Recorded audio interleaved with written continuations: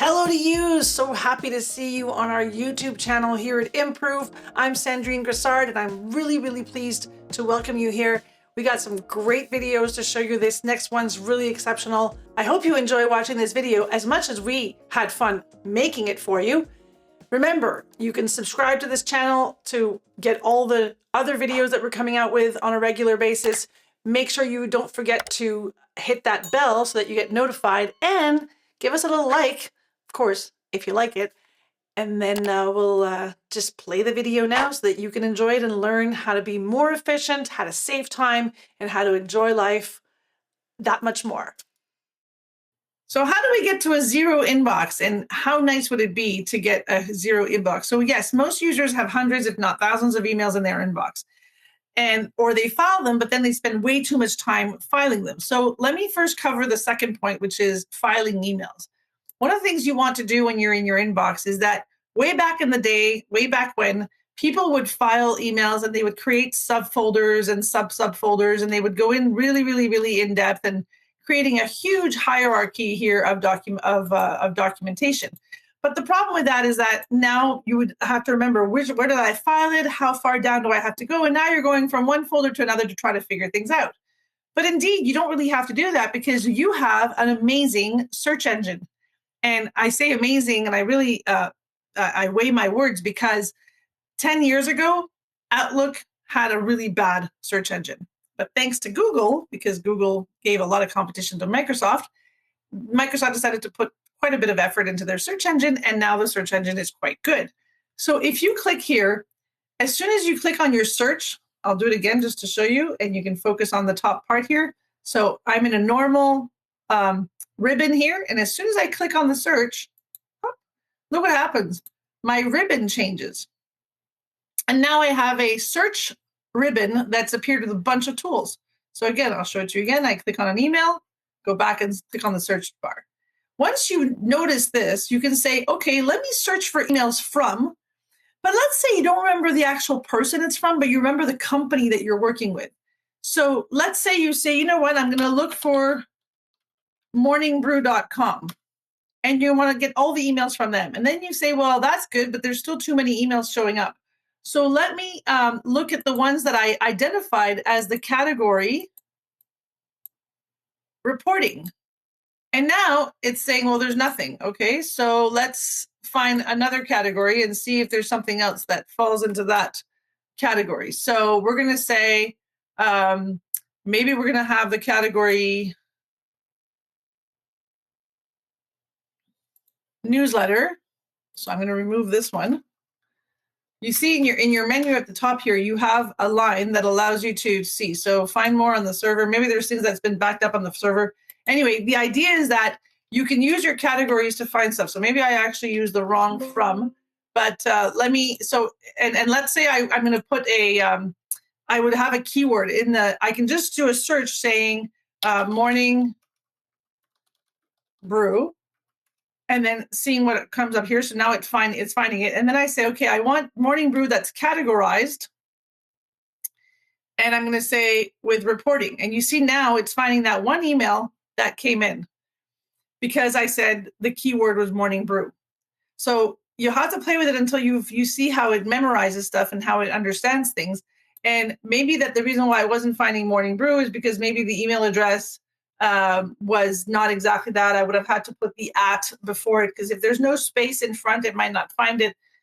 Anyway, what you want to do is you want to make sure that you're entering keywords, and if the more you categorize things, the easier it's going to be. So even if I exit this and I say, find me all the emails anywhere in my inbox that have the invoicing. Here are all the emails that have the invoicing category. So you see how the categories really help, because that's a lot faster than going into each box and trying to figure it out.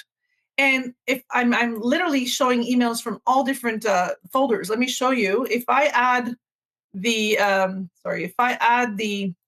field called, just bear with me here for a second. There. So if I put this one here called in folder, look at that. You see this one? So I added the in folder. And now it's showing me that It's searching in the sent items. It's searching in the archive folder. It's searching in the client B folder. It's searching everywhere inside the inbox because it's searching inside the entire mailbox. So, and now I can look and say, oh, this is the one I wanted to read. And then I can double click on that and go look at it. Okay, so finding emails using the search engine is way faster, which means you don't need to keep stuff in your inbox. You can actually archive the majority of the emails that come in. Once you categorize them and you archive them, you don't need the folders as much as you used to because finding them will be easy. So let's say you receive this email here and you say, okay, well, this is definitely about support. And this email here is about reporting, and I got to say I'm going to take care of it next week. So now that I've done that, I can literally just say, you know what? I don't need to file it anywhere. I know that if I look for reporting, I'll find it. So I'm just going to archive it.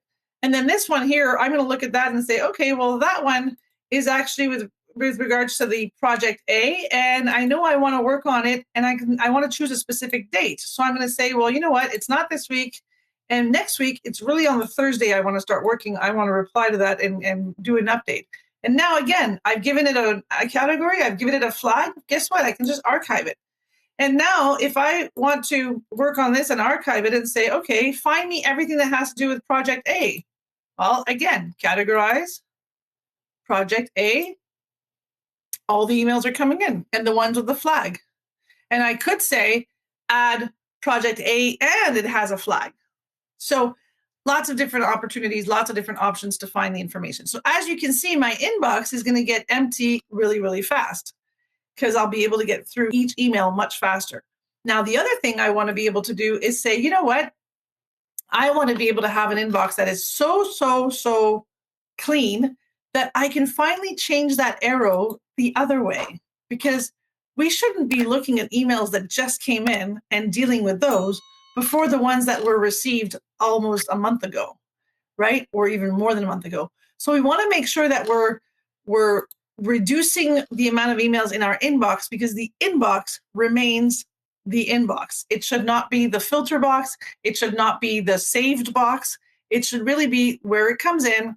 And once you've filtered it and you've given yourself follow-up flags to take care of and you've categorized, well, now it's like, okay, I can just archive. And you know what? I archive on a daily basis. I archive at least maybe about 75% of my emails go into archive, and about only 25% go into specific folders where they really need to be. And so the rule of thumb for me is the specific folders are like so important that they need to be in that folder. The other ones, as long as they're categorized, I know I'll find them really easily by using the category and often by using the from field or a keyword. So as long as your categories are clear and your from field is clear and you can remember a couple of keywords, it should be a piece of cake for you to find the emails again. And the archive, know that the archive actually is inside the inbox right here, and it's not in a separate folder in a separate area. It's completely indexed by the search engine. So you have no worries there. Make sense? All right. So there's a lot of things you can work with in the inbox as well to make your life easier. One of the things that you want to do is you want to make sure that when you're in the you want to make sure that when you're inside your inbox, you want to make sure you have the conversation setting set up. So you don't want to see your emails without using the conversation. So that's one thing you want to set up, and you want to look it up on your Outlook to see how you're going to have it being in the conversation mode and not just in the regular mode of looking at your email. The other thing you want to do is you also want to use the priority inbox. So you see here I have all and unread. That's not the best way to have your inbox set up. What you want to do is you want to make sure that your inbox is set up as the priority inbox. So how you do that, you go into the view settings, and you're going to say, I want it's actually called the focused inbox. So you want to use the focused inbox and other. And you see here it says shows conversations. That's where you're going to specify that. So you're going to say for this folder, that's the only one you want to do, which is your inbox. And the conversations will say when you send a message to somebody and then they reply to you, it'll show you the message that they replied, they wrote back to you, and it'll show you yours underneath. You'll have to just pivot the little arrow. That'll be really, really practical. Now, the focused inbox, the nice thing about that is, let's say you've subscribed to some newsletters, you're receiving messages from Microsoft online, and you're like, you know what, I don't want to get those Microsoft emails in my focused inbox. You can just tell it. And then the AI will kick in, and you're going to say, right click here and say, you know what, always move to other. So you say yes. And so what happens is now all those emails will just go into your other. And when you have a moment, you go look at them, but at least they're not going to take a lot of room in your focused inbox, because as the word says, you want to be able to just focus on what's important. So you can, and then let's say it does send things here and you don't want them to go there. All you'd have to do is just right click on the email and say, always move to focused. And now it's going to go back to your focused. And every time there's going to be a Microsoft Viva email, it'll come right into your focused inbox instead of going into your other. So that's a really nice way of telling Outlook how you work and what you want it to do for you. And by really informing it and managing that. So I really appreciate the focused inbox. I use it all the time. I find it really, really neat. And then the shows conversations, like I said, it'll allow you to show conversations underneath. It'll regroup the same conversation you're having with somebody. Instead of having the email come in, then you reply to it, and then their new email comes in, and there's like 3 other emails in between. And now you're trying to see, what did they say last? Well, now it regroups all those conversations into one. And you can specify a few settings here to make it better. So really, really awesome things that I hope have been really, really helpful to you. We got a few minutes left. I want to also show you that your message preview, you can check here if you want 2 or 3 lines of preview in your inbox. So if you have it like this, it'll show you the first sentence of your message. And that's practical if you're using the dashboard. But because the dashboard, we can make it disappear or reappear as we want. I prefer personally to have it, the message preview off, and to use the preview on the right-hand side. I just get more emails here. You can also change the spacing. So make it tighter or make it really, really wide. I don't know if you're noticing what's happening here. So if I make it tighter, it's gonna take less room here on the left. See, if I make it really tight, it really fits into a shorter space. I find that's a little bit too tight. So I like to do the intermediate there. So there's usually an intermediate version that's in between the two. So that's really the main things that we're going to look at in terms of how to organize your inbox and make it look the way you want it to. You can always play with the columns here to see what you're looking at.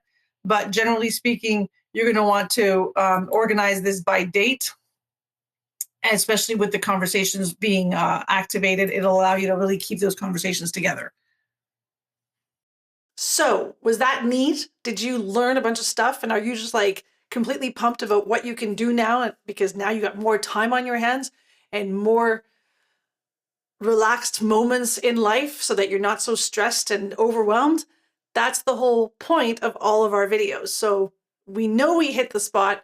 We know we can help you. And please remember to check back in here, hit that like button, hit the bell. If you haven't subscribed already, please do. And we'll be coming out with more videos, more tips and tricks to show you how to be more efficient with technology or without, because efficiency is our middle name. Thanks for watching our Improov channel. Again, I'm Sandrine. Have a wonderful rest of your day, evening, night, morning, whatever time it may be. Bye for now.